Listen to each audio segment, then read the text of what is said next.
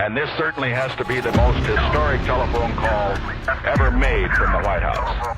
Challenger, only seconds after leaving the launch pad, according to NASA, has exploded. It just has the same seats that a normal car has. It's just literally a normal car in space. And we're going back to the moon, back to the future, and this time, back to stay. I should tell you that the first mission is scheduled to land on Mars on July the 4th, 1997. We will undertake extended human missions to the moon as early as 2015. We launched a new spacecraft as part of a re-energized space program that will send American astronauts to Mars. We will not only plant our flag and leave our footprint for an eventual mission to Mars. What you're seeing here is a mirage. It is Photoshop, but it's has to be. 5, 4, 3, 2, 1.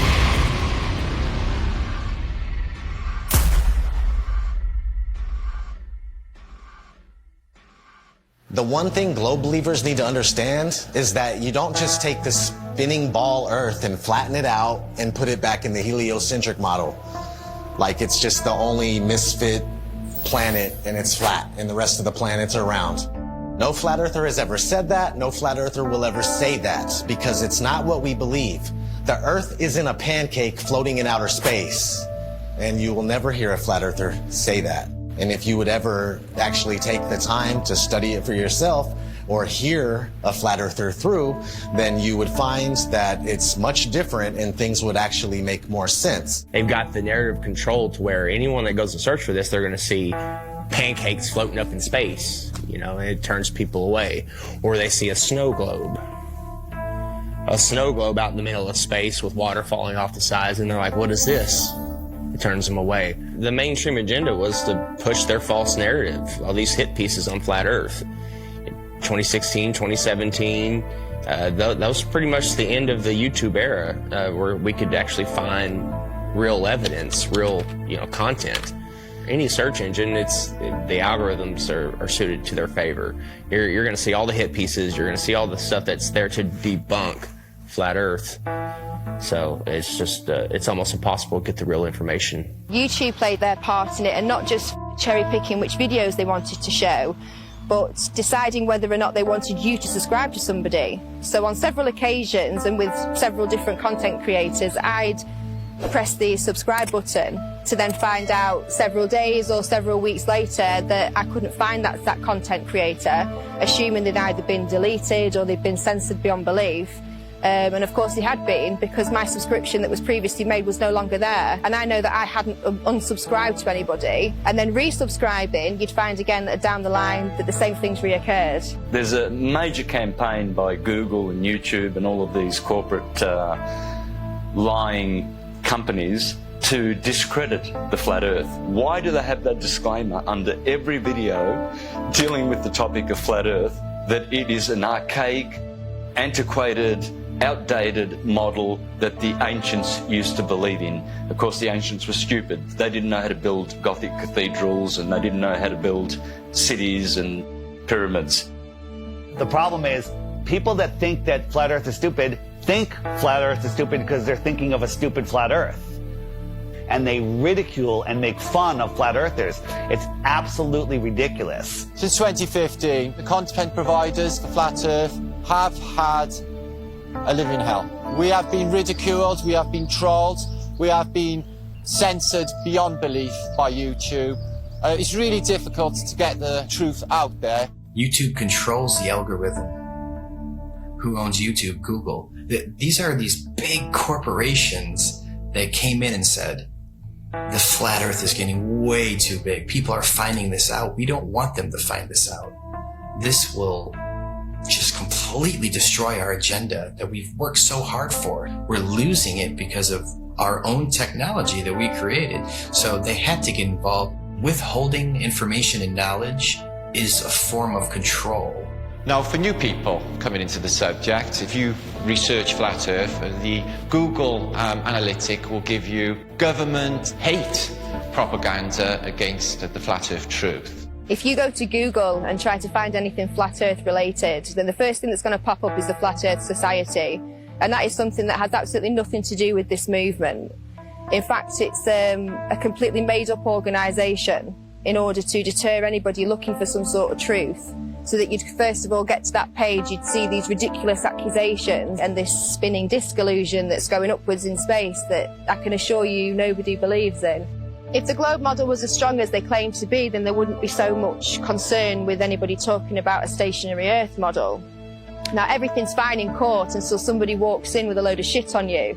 Everything's fine until somebody out there has evidence that's going to prove you guilty. And that's when you start acting suspicious. That's when you start panicking. That's when you start putting damage control out there, which is inevitably what these bots are, what these trolls are on social media, and of course the algorithms. This is just a new lie that was started in the 20s, and even before then they weren't really teaching anything about the world and where we were. It was just common knowledge. One of the main arguments that globe believers come at you with is we've known for 2,000 years. Aristophanes figured it out with his sticks and shadows.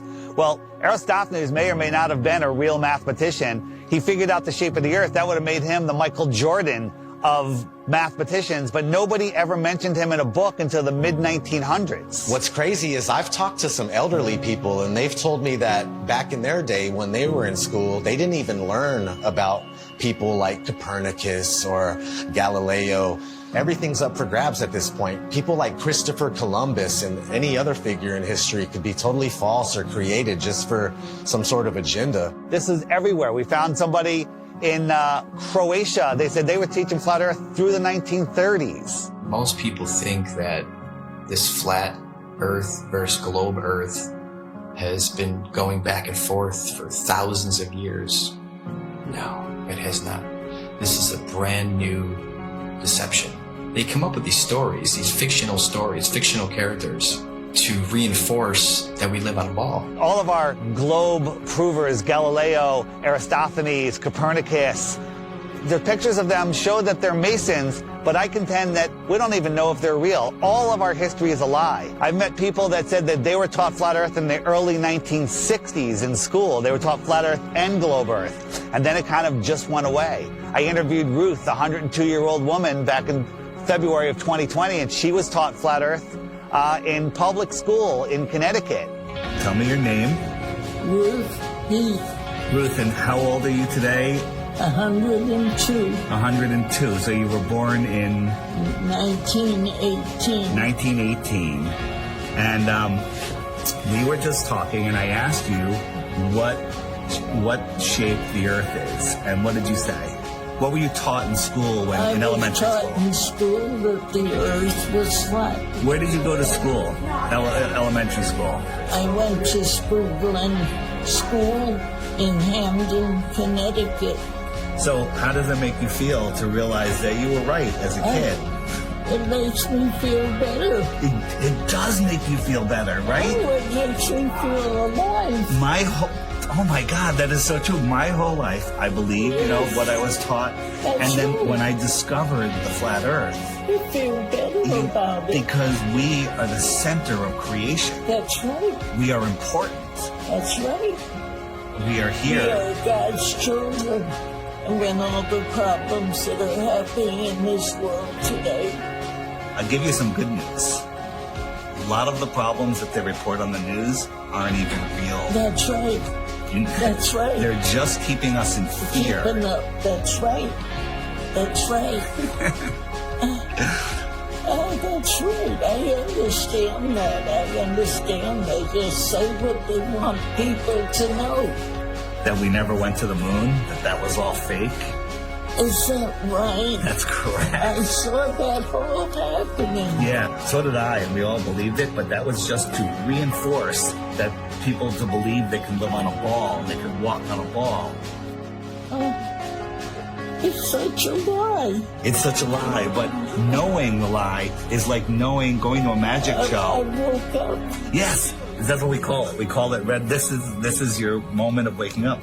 Oh. It's when you go to see a magician and you know how the tricks are done, and the magic no longer works on you, and you're free from the illusion.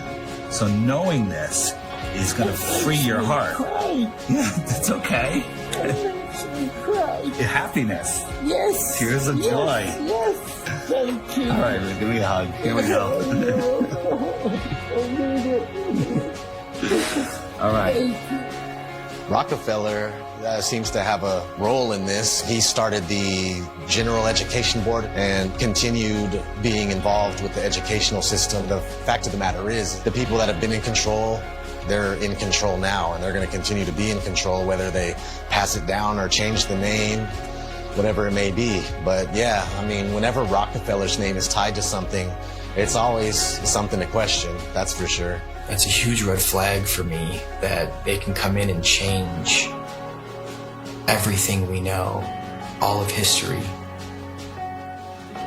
and turn it into deception, and keep teaching the deception over and over and over again until it becomes the norm. The same man who said that he wanted a nation of workers and not a nation of thinkers, this was the same person who was found guilty of antitrust violations around the turn of the 20th century, who then went on to get his fingers in all of the education systems, of course with the promise of, I'll give you money, I'll make sure that your school has everything that it needs as long as you push these textbooks, as long as you push these narratives and you push these ideas. I'm going to give you a nation of workers and not a nation of thinkers. And that's exactly what we've become. Now, this should tell you something, why we can't talk about literally the thing that we're standing on. Why is that? Knowing that there is a creator, absolutely, that is one of the main reasons to hide this. But, you know, at the same time, it's nowhere near comparison when 1 billion people find out that there's more land. It's about hidden land. I think there's possible they could be hiding land in here somewhere with us. And I think that the Antarctica Treaty is very, very, very sinister, and there must be something else going on. They went really tough with their implementation of the Antarctic Treaty and everything else, and just to keep people away from the truth. They didn't want people to know about more land. Haven't we been fighting over land forever? Isn't that what always happens? Countries fighting over land, but not on the outskirts of Antarctica. Oh, no. No fighting there. They're all in agreement. You can't go there. You can't explore any of it. That treaty was in effect in 1959. It can't even be questioned until the year 2041. The longest lasting treaty that all of the world signed on to at the same time and is still in place. Antarctica is the container of our world oceans. What is beyond Antarctica?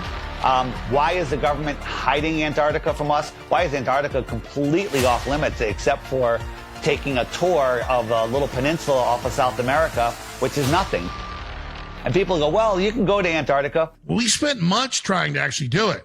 Yeah. I was going to send a crew. They won't call back. You can't even go there. There's one peninsula where you look at penguins. Exactly. So then you think, I have some friends that went to fucking South Pole. Yeah. They put them in that little fucking island with penguins. You can't just saying you went to Antarctica and you walked around it. He's like being in New Jersey and saying you were chilling in California. It's fucking huge. There's about 100 different companies that you can spend a lot of money to go on a little guided tour of just that peninsula, but all of those companies are owned under one umbrella. One person controls them all. They don't let anybody explore Antarctica.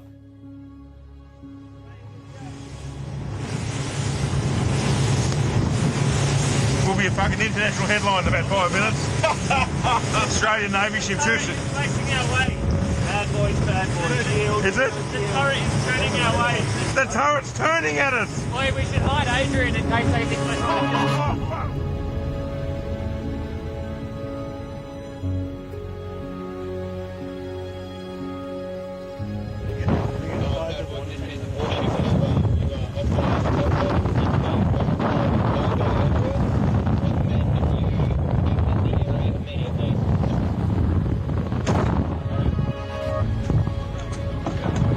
We're just traversing. Is there a helicopter coming at us now? I don't know. Just travel, just go. Just go. Send out the chopper. That's a drone. Is it? That's unreal.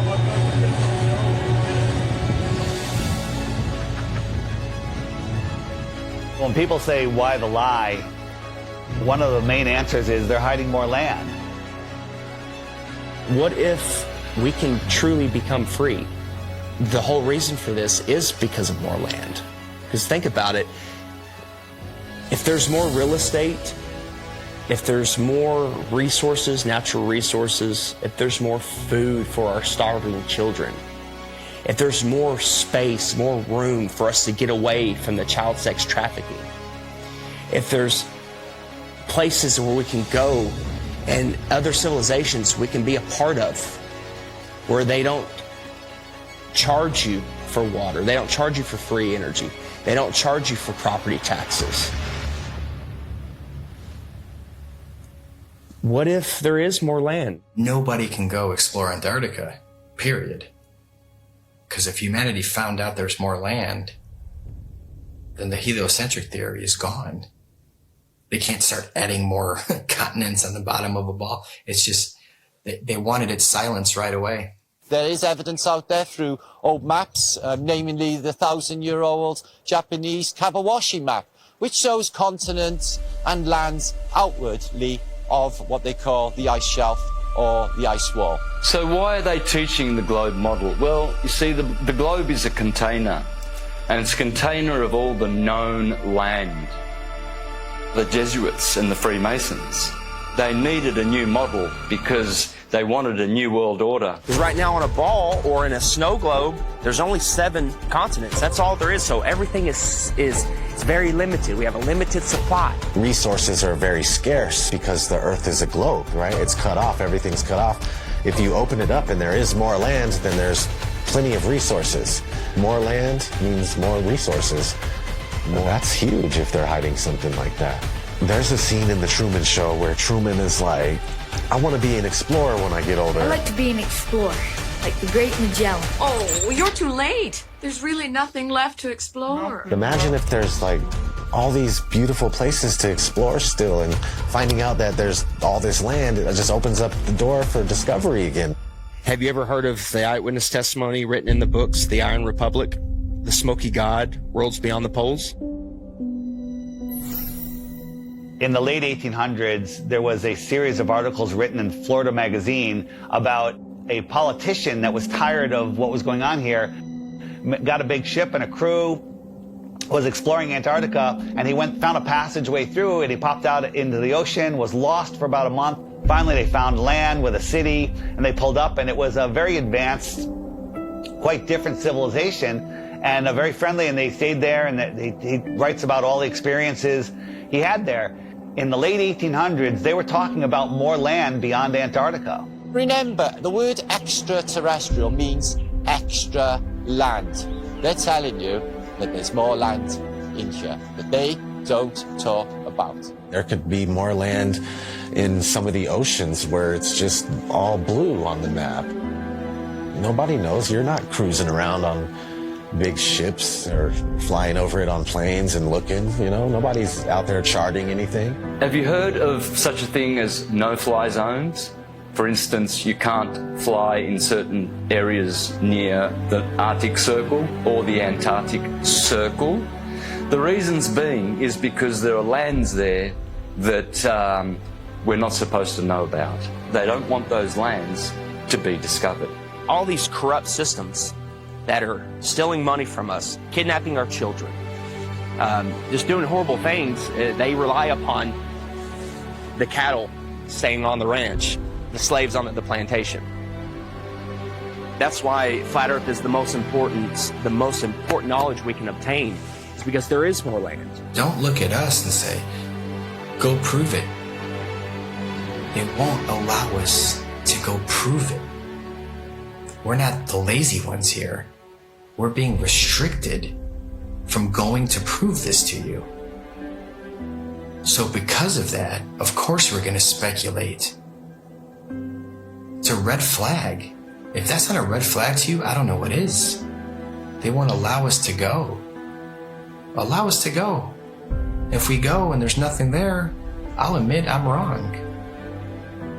But all signs point to that they're hiding more land. You have to have permission to do everything. You have to have permission to marry the love of your life.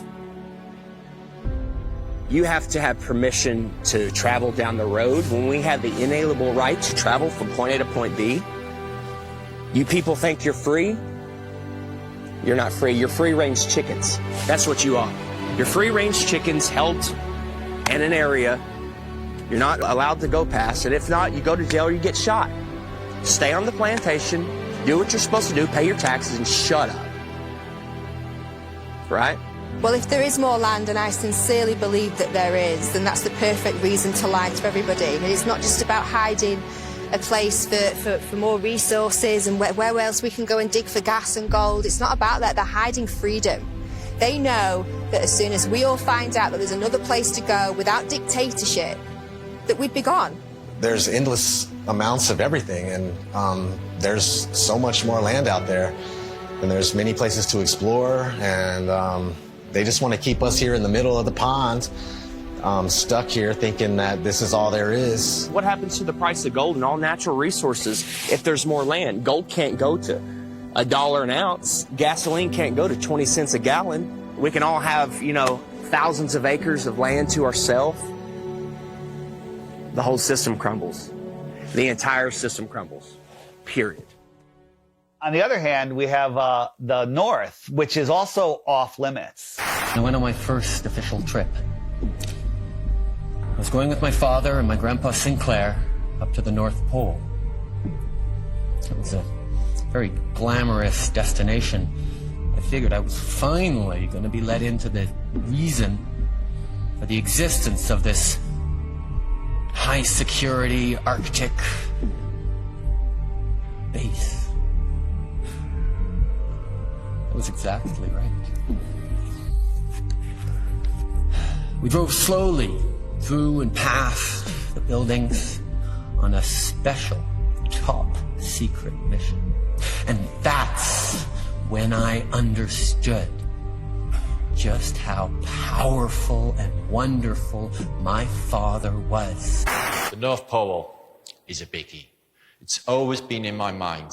I've juggled with the idea, is there hidden land? Could they have possibly hidden a continent in the Arctic Ocean, which is seemingly an ocean? They could hide land there. Many old maps will show you the Hyperborean, 4 continents, and in the center, Axis Mundi. And I think that is what's there. I think there is Mount Meru. And I think that gives off an acoustic device. There's definitely something special going on up there, and if you just think about that long enough, why do compasses point north? I mean, that's really wild in itself. What if we all took our compasses out and just followed them until it stops? A compass will always point north, towards the magnetic north. There's some kind of force or some type of energy, frequency, vibration that's pulling that needle to the north. It's crazy to think that all compasses are pointing north to the North Pole. No compass points south. There is no South Pole. There's no compass that's going to go south. And no, it's come to the north. There's something there. I think we can all agree there's something there. And it's crazy that they cover it up. They've covered it up for so long. There's ancient civilizations, the Nordics. There's people have talked about, you know, the Rupert Nigra, the Mount Meru, the giant magnetic mountain at the center. An entire magnetic mass or a mountain that is strong enough to make everybody's compass point north. When I was a kid in school, they showed us a National Geographic video of the guys that were getting to the North Pole, and they just basically made it look so horrible and miserable and dark and cold that no kid ever in his life would go, hey, I want to go to the North Pole. So if you watch any documentary about the North Pole or anybody venturing to the North Pole, all you're going to find is some dude mobbing on an ice sheet, and he's got a little device in his hand. He's like, 3, 2, 1, North Pole. And that's not the North Pole, man. That's bullshit. I just don't know what this is. It's a map. My father showed me a map like this once. Inside the circle is your world and my world. Many others. No one knows how many. The Dark Tower stands at the center of all things. And it stood there from the beginning of time. And it sends out powerful energy.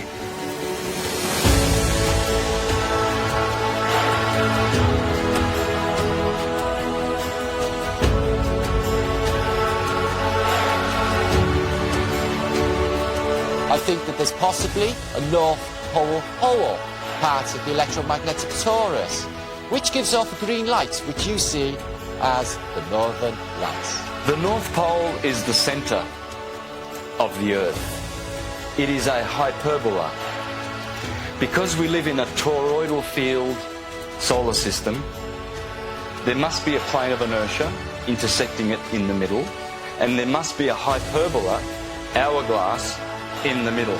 In the Srimad Bhagavatam, Canto 5, it calls this Mount Meru. And why are we not allowed to go anywhere near there? Well, simply because you cannot go there. It is a magnetic toroidal hyperbola. Therefore, there is no way that you can fly anywhere near the North Pole in the center of the Earth. Admiral Richard Byrd said he found more land, in the north as well as the south. There's a book called The Smoky God of a father and son that ended up finding more land in a race of giants with technology beyond your wildest imagination. Cartographers have charted, maps with land in the center, where all compasses point. There's just a lot of evidence pointing to more land. So yeah, 100%, I would put my life on it that there's more land at the north. It's just as heavily guarded as the south. Can't go check the north and yeah, let me go check. I'll take some pictures and videos and come back. You're not even gonna get that close. You're gonna be turned around, the same as the south. All the way up until the 1600s, they had 4 land masses around the North Pole region. And right after the 1600s is when it slowly started disappearing until finally it was all gone. And you can verify this for yourself if you just go back before the 1600s and look at maps of all sorts. You'll see these land masses on each one, and then sure thing, these land masses just started being deleted from history. So what are they hiding at the North Pole? If we sit back and observe all of this evidence, this eyewitness testimony, the verdict would come back guilty. It would come back guilty. Okay. You are moving 1,000 miles an hour as Earth rotates. You are moving 18 miles per second in orbit around the sun, and you don't feel any of that. Okay? Okay. You don't feel anything. If it's trying to fling you off the Earth, okay, but the force of gravity is resisting back, by what force is it trying to fling you off? That upward centrifugal force subtracts from the gravitational force that the Earth is trying to put on you. It subtracts. Okay. So, Chuck, what do you weigh here and now? 192 pounds. Yeah. I'll give you the 190 pounds, okay? Okay. So if you do the math, you run to Ecuador, because we're in the Western Hemisphere, so let's stay there. You run to Ecuador, you will not be 190 pounds. You'll be like 185 pounds. What? That's how significant it is. That's if I did my math correct, and I think I did, there are pounds less that you weigh for living on the equator than for living anywhere else, simply because the spinning Earth is trying to fling you off. Nice. Yes. Yes. If the Earth is spinning at 1,000 miles an hour in a curved trajectory, we're dropping at a rate of miles per minute. But somehow none of that inertia affects these rocks here, which are perfectly balanced. The fact is, the Earth is stationary, and that is scientific, not pseudoscience. In 1879, George Airy, astronomer royal for 49 years, who did a telescope experiment and proved that the Earth was stationary. Then we have Parallax, also known as Rowbotham, who carried out an experiment in the late 1800s on the Bedford Levels experiment, where he went at a distance of 6 miles, which should have showed up some sort of curvature of around 16 foot. No curvature was seen at all. Then we have Michelson, Morley and Sagnac in the early 1900s with their interferometers using light instead of telescopes this time. And with their interferometer experiments, they proved that the ether over the Earth, the field, is moving and the Earth is stationary. We also had Michelson-Gale. They did an experiment in the 1930s and proved that the Earth is stationary. One of the greatest science experiments of all time, in my opinion, is from Marconi. Marconi, in 1901, set up transmitters to send radio waves, like signals, wireless signals across the ocean, Atlantic Ocean, okay? So he has one set up in Europe and one set up in Canada, okay? And they're sending signals, I think the letter S was the first one, boom, and it worked. Almost 2,000 miles across the ocean, they got the signal. There's no curvature. You're talking about 600 miles of curvature between the 2 points.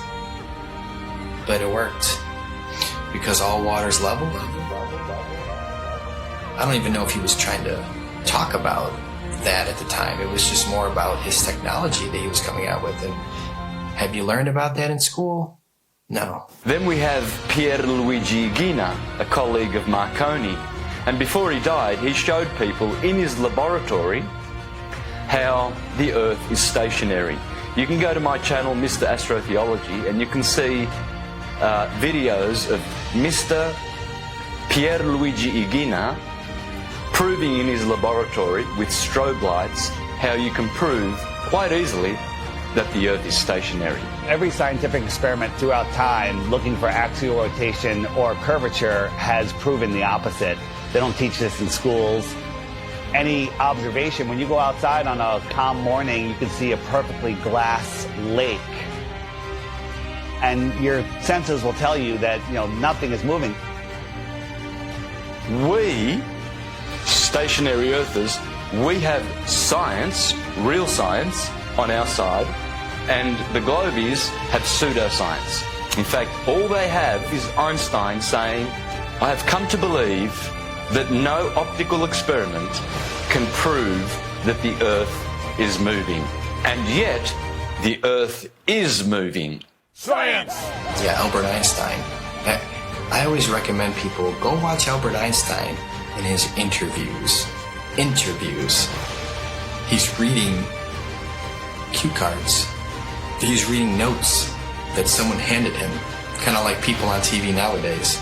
There is no optical experiment ever been conducted that can prove that the Earth is moving. The Earth is spinning at 1,040 miles an hour. You can't feel it. You can't measure it. You can't observe it. You can't repeat it. But trust us, there's not one experiment that shows the Earth is spinning or moving whatsoever. There is, however, an experiment that was proven in Behind the Curve.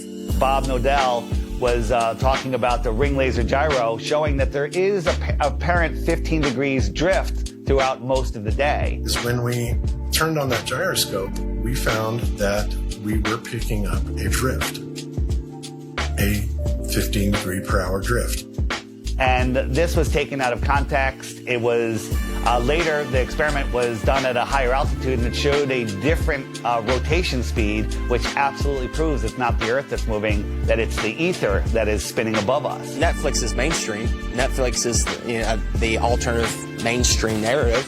Netflix can't go against the grain. They'll lose their contract. A documentary, like a mockumentary. I'm sure someone watched our movie and was like, whoever made this movie is a government shill, and they're just trying to hide it. Netflix is in on it, trying to hide it. Yeah, he accidentally proves that the Earth is round. It was the biggest mic drop. It was the biggest mic drop. And I love that you kind of cut it. The thing is, we have technology that is outrunning their lies. Now we have time lapse. Ooh, imagine that. We have time lapse where we can point at the sky, and year after year, day after day, hour after hour, the sky's spinning.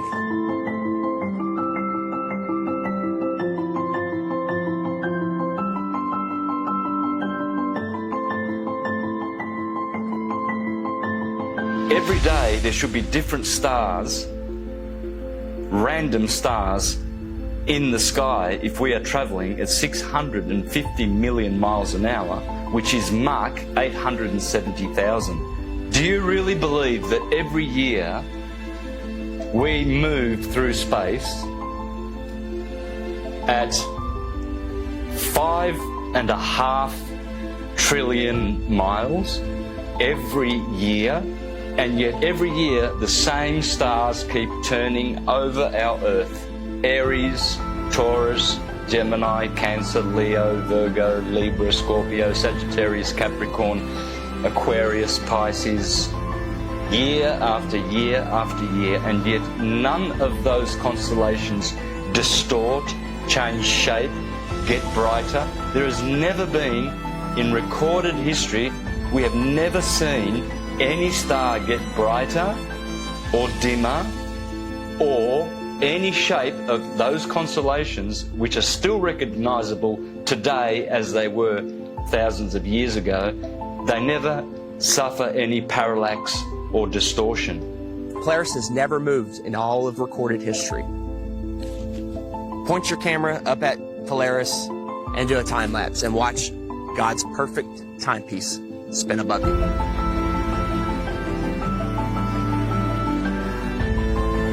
And we move 5,694,000,000 miles through space every year.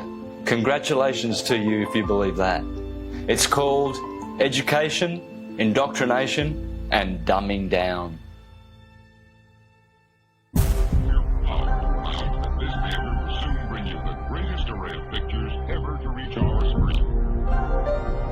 If you look back in history, you got Universal, their company. They started off with a logo with a globe in it, but it wasn't until like the 1920s that they actually had the motion one where it was a spinning globe. And they actually had an airplane in the early ones, like leaving a chemtrail that said Universal, which is kind of funny. Nobody has been high enough to even see what it looked like. They were definitely trying to instill the image of a globe in people's heads because obviously early on in the movie industry, they were one of the most popular companies to make movies, so people were going to the theater and seeing this globe.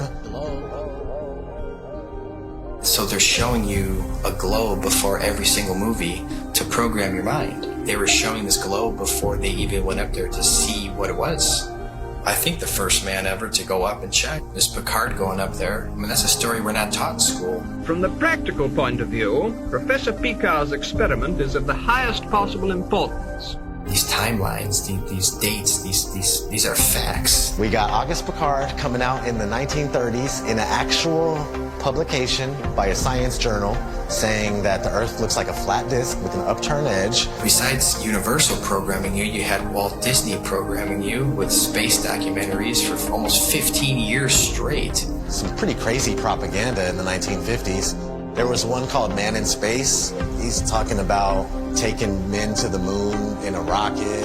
And then if we cruise on, we got Richard E. Byrd. He goes on Longines chronoscope, and he's sitting down and he's telling people... Strangely enough, there's left in the world today an area as big as the United States that's never been seen by a human being. Shortly after Richard E. Byrd did that interview, they put the Antarctic Treaty in place, and then 1 year later, NASA is established. Almost 0 hour at Cape Canaveral, and enlarged 16mm pictures show a monkey specially trained and conditioned for voyaging in space. 2 monkeys had been selected for the job. They called them Abel and Baker, A and B, of course.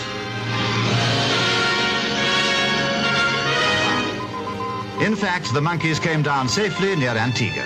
Reported none the worse, after blazing the trail for human space travel. They come in and they're the gatekeepers for your minds. Like, they're making sure that people think that they live on a spinning ball, and that's their sole purpose, that it has always been their sole purpose.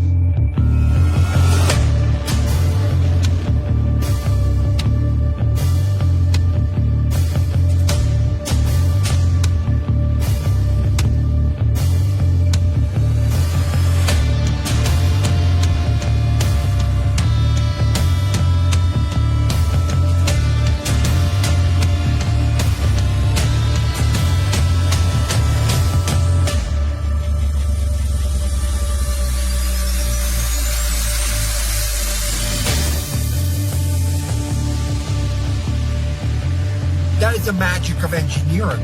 I would wear a mask on my face in a nanosecond, but unfortunately we lost the technology. It can take days, even weeks, to produce just a single image. The dazzling final results, enough to keep us all dreaming.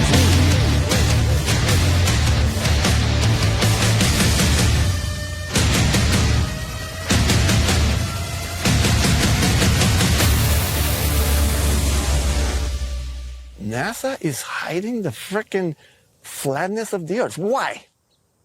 It's okay to say, I have a fisheye lens, right? Because, yeah, fisheye lenses are useful. You know, you get more, in architecture or, realtors use them. But when you're doing it too much and you're not really coming out and saying why, questions build up.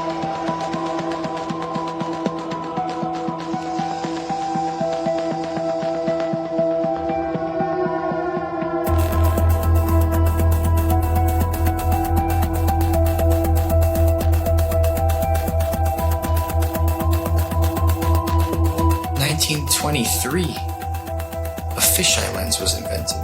So these space agencies had a heads up already.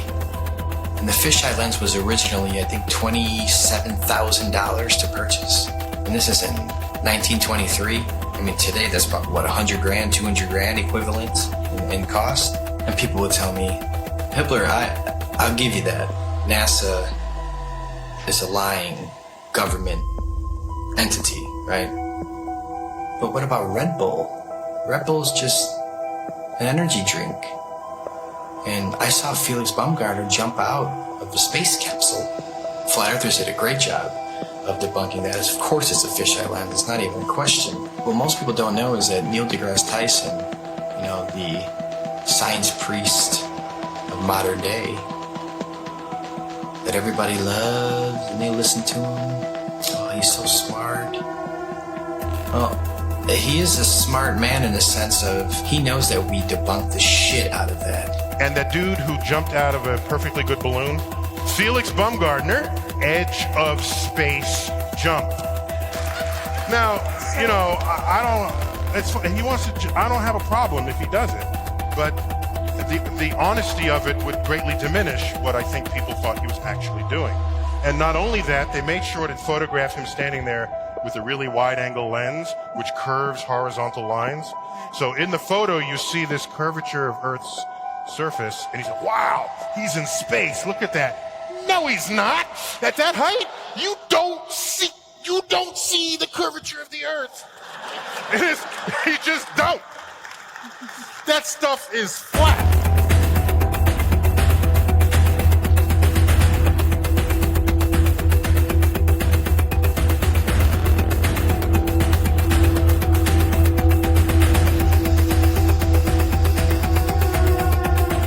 So much pressure on Neil deGrasse Tyson to come clean. He had to. We exposed Felix Baumgartner. That's a complete fisheye lens. There's no curvature at all on this Earth, let alone they're trying to sell it as 23 miles up, there's curvature. Even though people will sit there and swear they saw curvature out of an airplane 10 miles high. Yeah, okay. So your priest Neil deGrasse Tyson admits 23 miles up, no curve. How do you feel about that? All right, maybe you say that's no big deal. Okay. Even though Felix Baumgartner himself said he could see the curvature of the Earth. It's almost overwhelming. When you're standing there in a pressure suit, the only thing that you hear is yourself breathing. You can see the curvature of the Earth. You can see the sky is totally black. You can see the curvature of the Earth. You can see the curvature of the Earth. You can see the curvature of the Earth. That's 120,000 feet, 4 times higher than most passenger planes fly. So that should make you go, right away, what's going on here? Who's lying, right? But you don't think there's an agenda here? You don't think people are lying here? Fast forwarding to recently, Richard Branson, his ugly ass, Mr. Billionaire himself. Officially the first billionaire to travel to space, so Richard Branson. So you go 63 miles up, you would all probably assume that, of course, you could see this giant curve of Earth. You're 63 miles up, holy shit. Richard Branson supposedly goes up 63 miles, even though it's nothing but fisheye lens footage. We exposed that. Here comes Neil deGrasse Tyson again. Damage control time. Oh, by the way, you didn't ask, but I'm going to tell you. Do you know how high up above the Earth he was? No. So if you take a 63 miles. Oh, yeah, say right. So take a schoolroom globe, and that's how high above it is he? So he's about 2 millimeters above the surface of a schoolroom globe. So nobody has seen the curvature of the Earth from that height. I just want to make that clear. You can't see the curve out of an airplane, right? 10 miles. You agree? I hope you agree so far. Okay. So 10 miles up, no curve. Red Bull 23 miles up, no curve. Branson 63 miles up, no curve. So where is this curve at that you swear by? Because if you live on a ball, I don't care how big the ball is, it could be 4 times the size of what they told us, you would still see a physical curve at some point. That's what the horizon's supposed to be. That's how the sun is going. I mean, there's a curve of the Earth. All these theories involved with the curve of the Earth get thrown out the window. That's what happens with a new company. This is the fiction section. Fiction means it's a made-up story. Oh, hey, Elmo, I bet we can find your Galactic Gale comic book here. Oh, boy, Elmo, help, sir. We all know who our enemies are. They are called the globalists, with their false idol that they give children on the teacher's table at kindergarten, the false globe of the global agenda. People are just deceived. I mean, I grew up from kindergarten. There's a globe. My kids, they graduated from kindergarten and it was a freaking globe. They gave them a globe at graduation to take home like an inflatable beach ball. And I was looking at that thing going, oh my God. We are taught that the Earth is a ball before we can talk.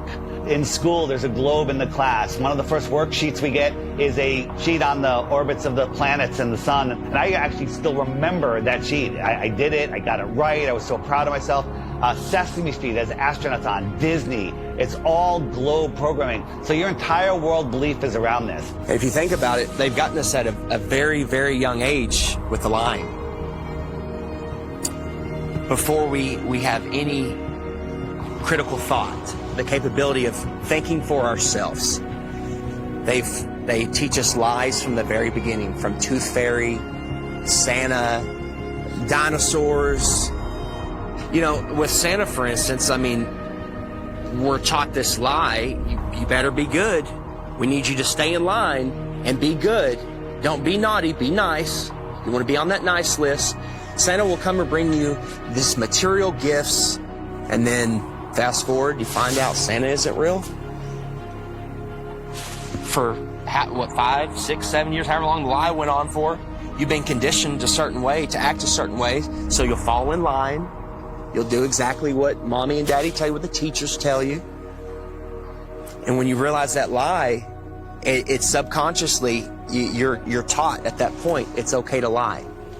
It's okay to lie. It's okay to accept lies. It's okay for people to lie to you. It's okay for you to lie. So the whole world is a fucking liar. Everyone's a fucking liar now because they were taught at a very young age it's okay to lie. They get you with these lies of Tooth Fairy and Santa at a young age. So when you're an adult, you can't tell the difference between a lie and reality. And when you do find out it's possibly a lie, oh, it's okay. You're subtle. You're passive. You allow the lie because you're used to, it's okay to lie. You've been conditioned your entire life. It's okay to lie. It's okay to be lied to. So when the lie comes out, people are just like, okay, whatever.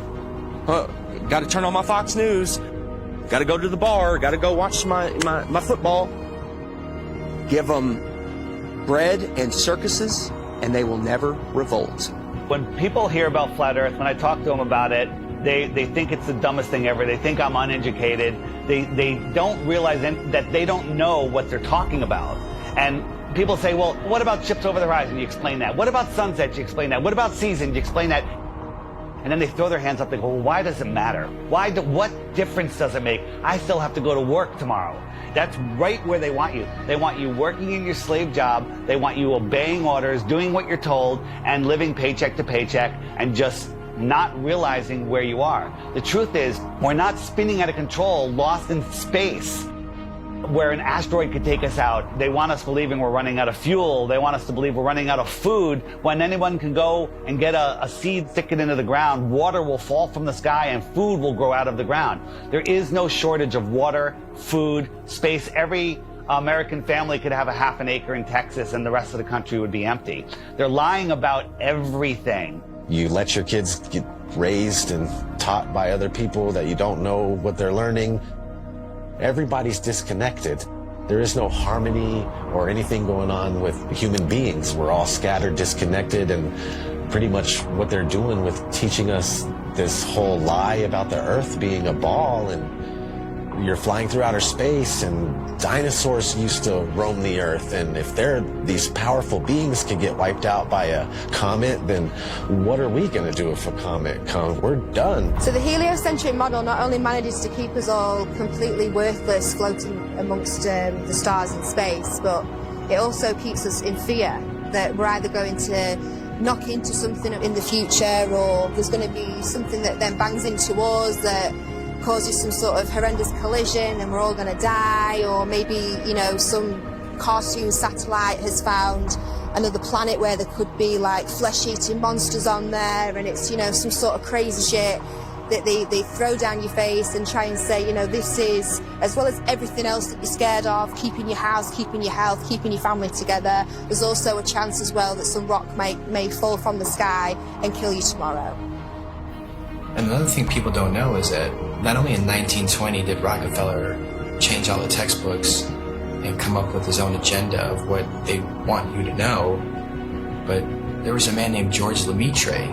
I felt like, you know, Einstein passed the torch to him or something. They were good friends, apparently, and George Lemaitre was a Catholic priest. Yeah, a Catholic priest. And in 1920, he said, hey, we came from a Big Bang. It's all about 1920 was a crazy year, huh? 1920, they said that we came from a Big Bang. We exploded from nothing. Well, how do you prove that? Well, no, you can't, but that's what was stated.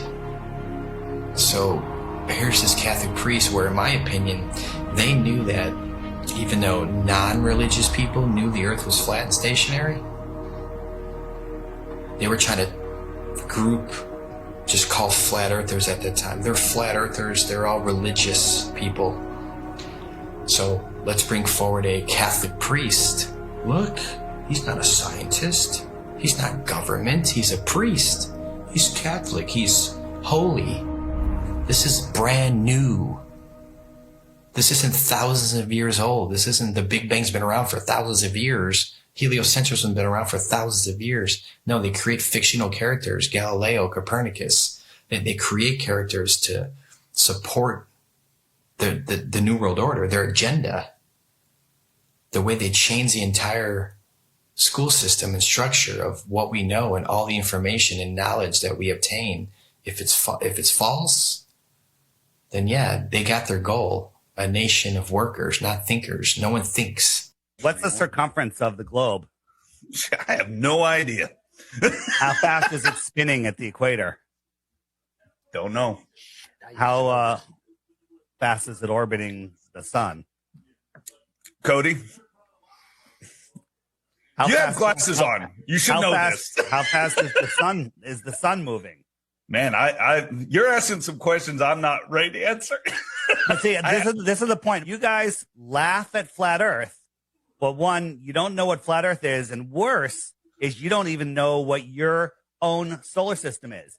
They don't know their own model. You can ask them, what's the radius of the Earth? How was it found? What's the speed of the Earth around the sun? How fast is the Earth spinning at the equator? How fast is it chasing the sun? How many miles does it go a year? How far is the sun? They don't know any of these things, but yet they defend this and they ridicule and make fun of flat earthers. All the things that I was patronizing and condescending and going, oh, sloughing off, that's not worthy of me. They rose up to eye level. And I remember saying, boy, the world is flat. I'm looking it in the eye. I see further. I see wider. I see clearer.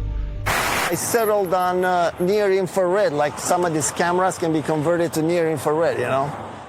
So then I started taking photos, and since I was doing a lot of flying, I started going up, and boom. I was actually amazed to see the incredible flatness that you get from high altitude. Everywhere I looked, there was like clues that yours is flat. And I was like, this is blowing my mind. Everywhere I looked, yours is flat. And as I was lying about the curvature, so I said, something is eerily wrong over here, man. When I saw across the Gulf, right off the coast of Texas there in Louisiana, I was flying to Orlando, and I saw all the way out in the distance, and you could even see the rays of light at a different angle. That tripped me out. But if you really go up high, then you realize, oh my God, the Earth is extremely flat. This would be impossible on a globe.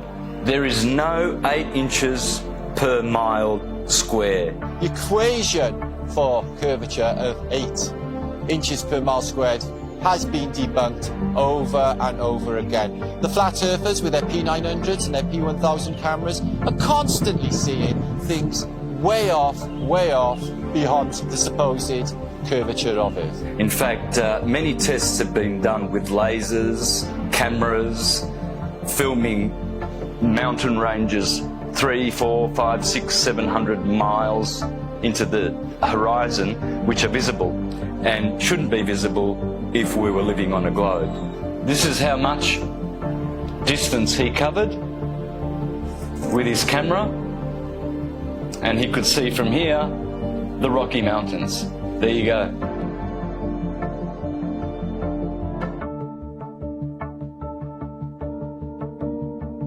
There is no 8 inches per mile square.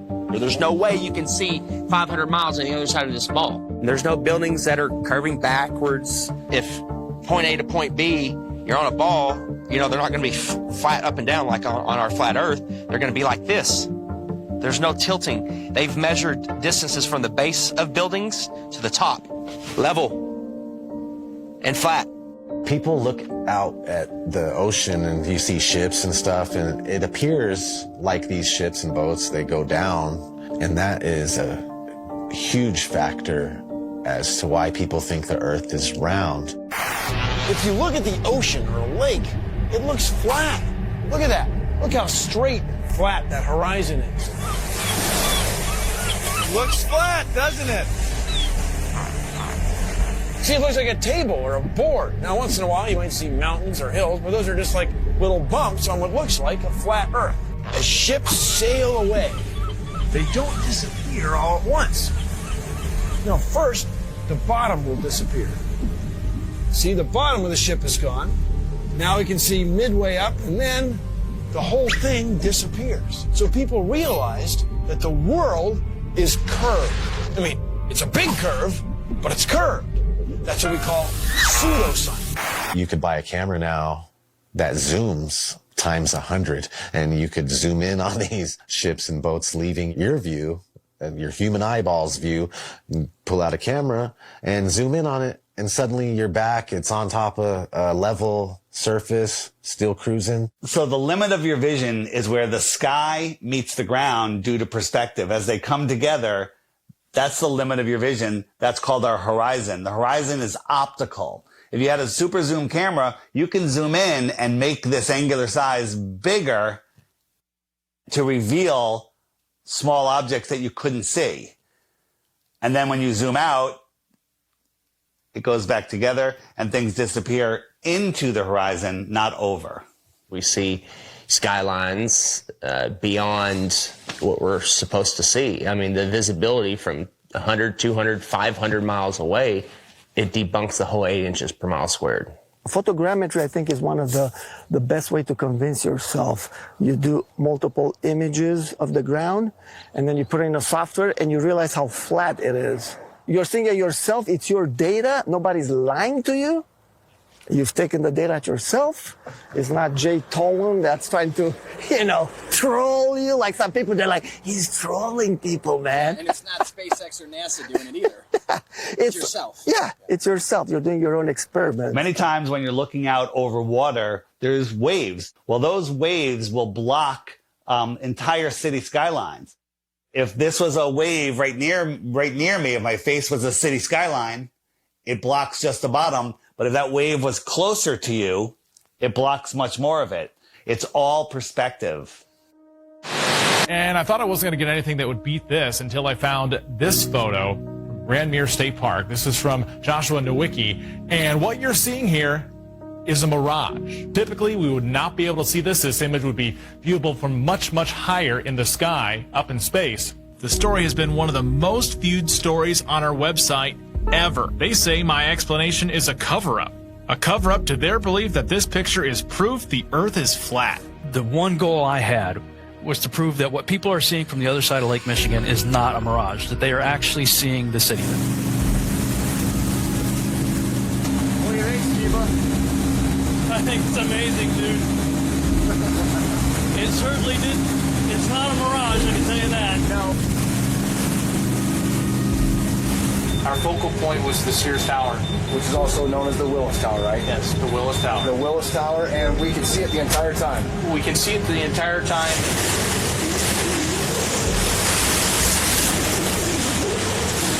That's not a mirage. That's not a mirage. That's what you're looking at. You see it? Yeah. That's that. You see that bridge? It's not a mirage. That's the proof right here. I was shocked to find out that there are a number of people that believe the Earth is still flat, and that to them, this is actually proof that the Earth is flat. One person just questioned me and asking me for a retraction of the articles and lies. A lot of people try and kind of be nice about it. Well, are you sure you did it right? And then they send me links that the Earth is flat.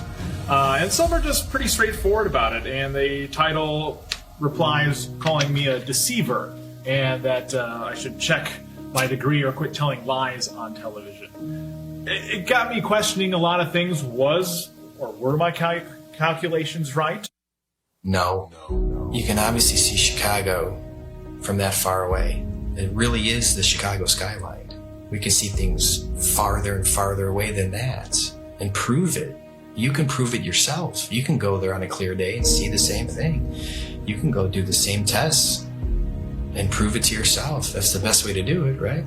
Prove it to yourself. That you're not taking anyone's word for it. It's you're doing your own experiment.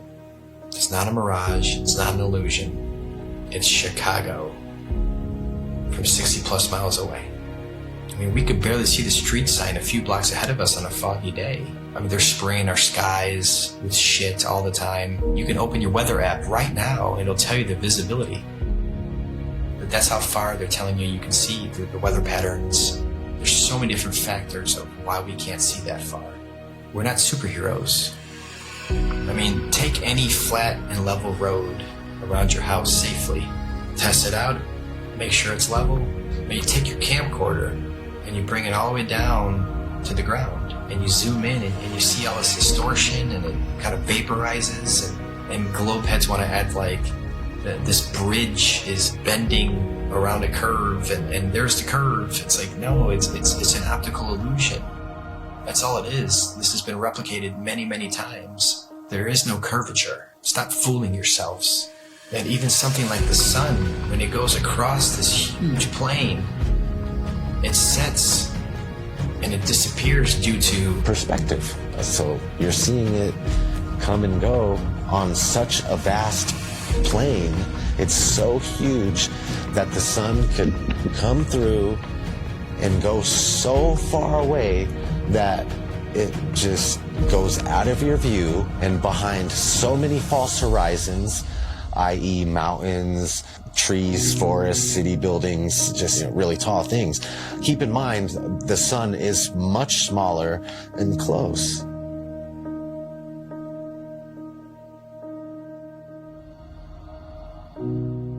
This is an intelligently designed and created place. As the sun, moon, and stars are rotating around, knowing that we can only see a certain amount of light, I think, 1%. There's only so much light our eyes can actually see. Unless you're on like DMT, I'm sure you can see way more lights. But naturally, we can't see that many lights in the sky. All ancient civilizations spoke about other bodies, other lights in the sky that may or may not be visible to us at any given time. It's crazy though, when you see solar eclipse, you don't see the moon at all. I remember as a kid, I like, where's the moon now? And it's like you just see this black circle and then everything goes back to normal, it seems like. It's like, what the heck just happened? On the total eclipse of the sun, the shadow that the moon casts on the earth is only 70 miles wide. That is impossible, but then they come up with umbra and penumbra, and it's just stuff to confuse your mind. We have an infinitely far sun sending diagonal rays from the side and straight rays from the middle where they cross each other. It makes absolutely no sense. I went live a few years ago on YouTube during the 2018 eclipse in the United States. On a live event, and we were all waiting for the moon to actually show up to cause this elliptical, this eclipse, and all we found was no moon showed up.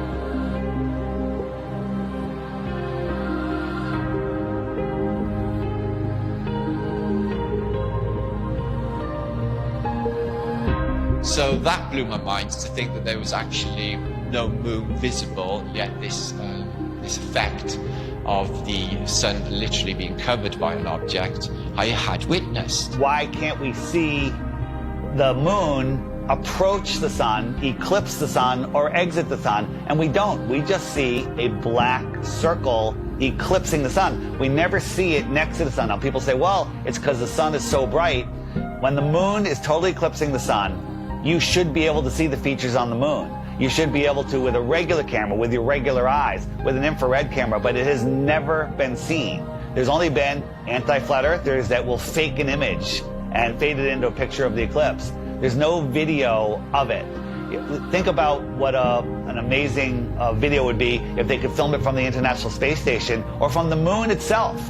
Never happens because I don't believe the moon that we see is what's eclipsing the sun. There's lots of ancient mythology about other dark bodies. There could be anomalous bodies up there. They're not actually visible to us. A celestial body that we perhaps can't see, because there's on the spectrum of light, we can only see 1% of all the light rays, gamma rays, X-rays. We can't see these certain frequencies and energies and lights. What happens is the sun is eclipsed by the so-called moon, but it's not the moon, it's actually the north node. There's been, times documented in the past where there's, this eclipse, and the moon's supposed to be eclipsing, and there's no moon anywhere in the sky. Nowhere. Anywhere. And that makes absolutely no sense. So there's got to be another celestial body. The oldest ancient symbols, and it's the black sun, a celestial body that we perhaps can't see.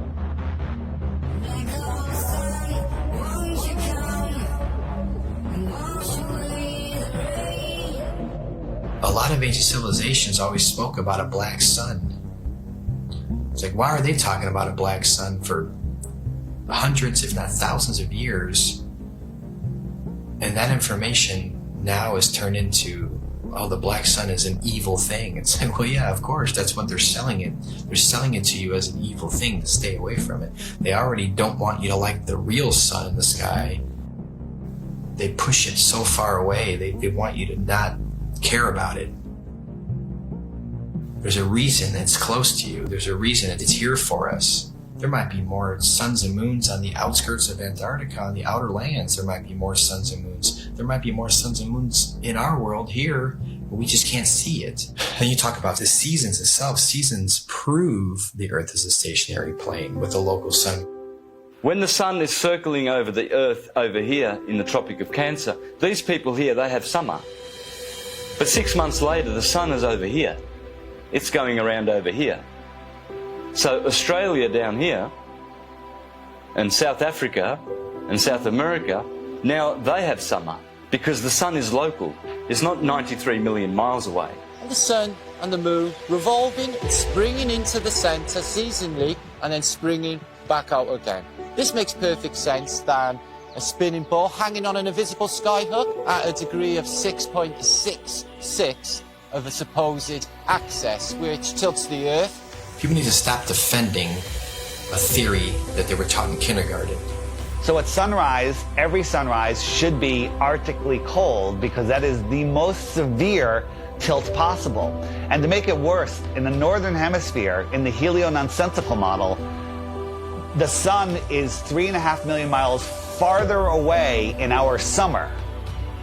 But when the sun shows up on the horizon, I can feel the heat on my face immediately. I can get a suntan in June. But in December, at solar noon, when the sun is at its highest point in the sky, I can look up at the sun and barely feel the heat on my face. And also, it's 3.5 million miles closer. The whole tilt thing doesn't make any sense. And when the sun is on this side, it only illuminates this part of the Earth because it's local.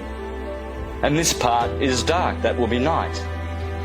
So it's quite easy to understand day and night and the seasons and explain them on the flat Earth than it is with the globe model. The sun, moon, and stars are rotating around our heads like a perfect clock, and it goes out of your view as taking the light with it. This is an intelligently designed and created place. The sun does move about 15 degrees per hour through the sky, but when it gets close to the horizon, it kind of stops and it stays there and it moves at a different speed. I filmed this several times with my drone. No humidity and not over water. And it'll just stop and sit there. And then it kind of just fades away as it goes into the distance. But at the same time, because of perspective, I have friends that were down at the beach that saw the sun set 10 minutes earlier from the bottom up. And that's simply because they're looking across a span of water that has a hill with trees, a tree line on it, which is hundreds of feet over their heads. But from their point of view, it's at eye level. And as the sun moves away, it just gets eclipsed by the tree line, which they think is eye level, but it's high up in the sky. Water. It's always flat, always level. So starting at the northernmost point, as far as I can get, of Lake Michigan, and then traveling south, you can see that red line here, that the body of Lake Michigan is 574 feet above sea level, and it's level. There's no change in elevation, there's no curve. This cross-section shows what an undisturbed body of water looks like, and that's level. We know that to be true. There's three properties of liquids. They have mass, they take up space, and they always take the shape of their container. The physics of water is to find and maintain level. So if it's in a cup, to this lake behind me, to the seas, to the oceans, that's why I call it sea level, because it's flat and level. No matter who tries to sell you the idea that water's curving over a ball, it's just not happening. That's the number one proof right there, just water alone. Water alone proves that the Earth is flat, because water always finds and maintains level, period. Water does not curve. In its temporary state, it's finding its level. Once it hits the ground and finds its level, it remains level. I never even thought of the idea of water maintaining its level, and that alone just like mind-blowing. Like, absolutely, water has to maintain its level. Like, it's always, if it's calm and there's nothing going on, you know, it's, you look at a lake, it's just chilling flat. It has to be. It can't curve. There's nothing you can say or do to ever show water bending or curving. Water needs to be contained. No matter what you do, it's going to remain level. The flat Earth proves beyond a shadow of a doubt the existence of intelligent design, a creator. And we are all important in the center of the universe. Yes, it is absolutely imperative that we know that there is a creator, that the sun, moon, and stars revolve around us, that we have a purpose. We are at the center of the universe. I didn't become a millionaire until I realized I was at the center of the universe. Now I have a purpose. Once you understand that you are at the center of creation, everything changes. And basically, we're unplugging from the matrix. We're unplugging from the heliocentric system. And when you do that, the rulers of this world, you unplug from them. You stop feeding them what they need. They want your fear energy. They want your labor. They want everything from you. And people unknowingly just keep giving it to them. I don't want my children to be lied to. And I don't want my grandchildren to be lied to either. So if this is going to stop, it starts with you and I. You know, they inherit all this stuff. You go to school and they teach you. When I was in grad school, man, I was shocked that most of my classmates were not really interested in learning. They were interested in passing the class. On the one side, tens and tens of scientists proven that the Earth is stationary, and we have nothing on the globe side, so the Earth is stationary. No one thinks how easy it is to do this, and they pulled it off, unfortunately. But we're here now to completely reverse this, and people hate on us from the left and from the right. Everyone hates on us. Well, shut up with your flat earth stuff. It's not important.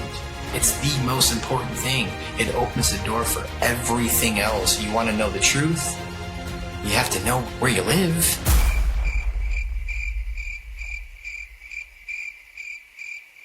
This whole agenda is to keep people disconnected from our creator. You know, they want to just cut all our ties spiritually, and that's one reason why they calcify our pineal gland. They don't care about our health. You know this by look at your water supply.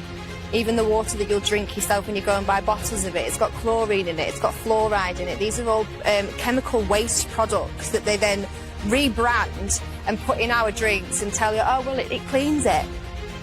We'll also take away all of the medicine that's kept people alive and well for centuries. And they'll tell you, oh, no, that's not good for you, that's not safe for you. Here's our product. Here's our petroleum-based medicine that they've been pushing on us for the past 100 years. And, of course, look at people's health. Look at the world's health. Are we a healthy nation? Is any nation a healthy nation? No. And who's in charge of healthcare? The governments, the corporations. So it seems like everything that they touch turns to shit, so why do we allow them to touch everything? Stop defending Rockefeller, Rothschilds, all these goons, these people that want the New World Order, the modern day people, Bill Gates, Schwab, all these people that they're pushing for it, and they feel like it's almost there, and we're sitting here fighting it. We're sitting here trying to wake the world up so we can have a peaceful and loving world again, and you're attacking us. Whose side are you on? We're trying to take these evil entities down that suppress our knowledge. We're trying to give knowledge back to the world so we can become powerful again. If there's more land, if 1 billion people found out tomorrow that they can all go to outer land space and visit other tribes and civilizations and explore technology and animals, the whole system would crumble. And I know there's a lot of people out there, celebrities, people with big shows, big names, with big followings that know the truth of this world, and you're keeping quiet just to protect your little empire. Well, now it's time to say something, because the empire is falling. If we don't do something now, all of this is going away, and they're taking over this world. So speak out. It just takes one celebrity, one person with a big following, and then it goes viral, and then the entire system collapses. All of this world control is based on the heliocentric lie.